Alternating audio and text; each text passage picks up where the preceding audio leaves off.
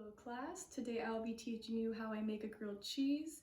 It's always been a personal go-to to me. I love cheese, I love bread, and I love, being in the kitchen. So this is a nice simple thing for me to make. It's great on a cold day and it's great when you're sick. Personally, I was sick quite a few times when I was a kid, so my parents would make this quite a bit with, a combination of soup to dip it in.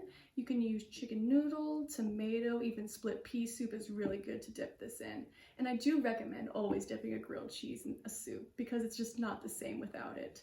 Surprisingly, the term grilled cheese wasn't in print until about the 1960s.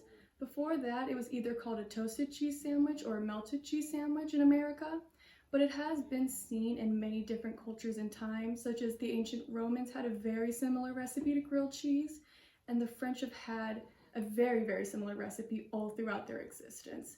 And that is why many people credit the invention of the grilled cheese to the French, but it is still widely up for debate. Many people say that Americans did it. Some people say the Romans did it. No one can really agree on who invented the grilled cheese. That being said, let's move on to the preparations. Okay, let's get started. What you will need for this recipe is a choice of bread. Most people will choose a white sandwich bread or wheat bread. You can really use whatever you would like. You can even experiment with like bagels and things like that. I would recommend, if you are experimenting with different kinds of bread, to keep a close eye on the sandwich just to prevent any chaos from ensuing with the cheese melting everywhere. Speaking of cheese, I will be using provolone today, but most people would like to use like a sharp cheddar or even using two kinds of cheese, such as provolone and sharp cheddar are amazing in a grilled cheese with tomato soup on the side. And then any kind of fat, we'll be using the fat to coat the outside to make that nice toasty finish that it's famous for.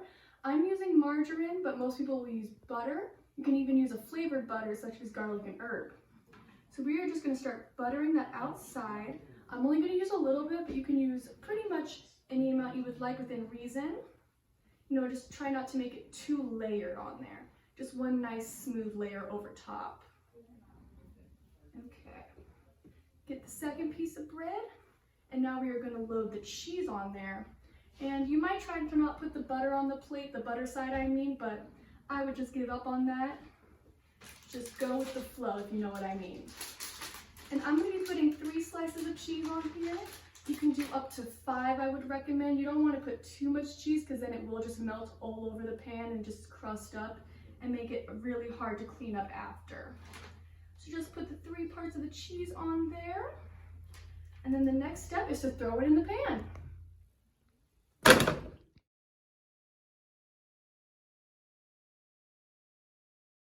Okay, now this sandwich has been on the one side for about 3 to 4 minutes and we're ready to flip. I didn't want to have to make you guys watch all of the cooking. I thought that'd be a bit boring for you.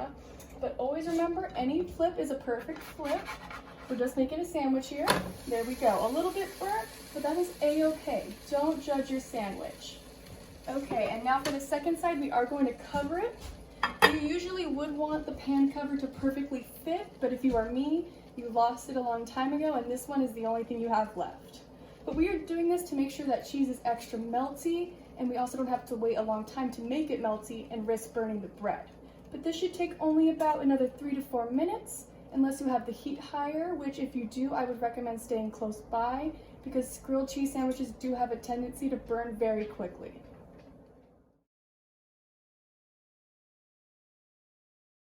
Okay, class, it has been about 6 to 7 minutes. 4 of those minutes were cooking the grilled cheese, but I let it cool for about 3 minutes just to keep my fingertips, safe from getting burned. I would always recommend doing that for your safety. And we're just gonna cut this open to see how that cheese pool looks. And also because personally I always like to eat my sandwiches in little halves. Just makes it feel like I'm at a restaurant. And I feel like especially now that is an important feeling to hold on to. But look how amazing and stretchy that cheese looks. That looks absolutely delicious. Well, I hope that you enjoyed watching my video. I hope you enjoyed making a grilled cheese with me. I hope you make millions of grilled cheeses in your life and they're all amazing. And I look forward to watching your videos where you teach me how to do something. Have a great night.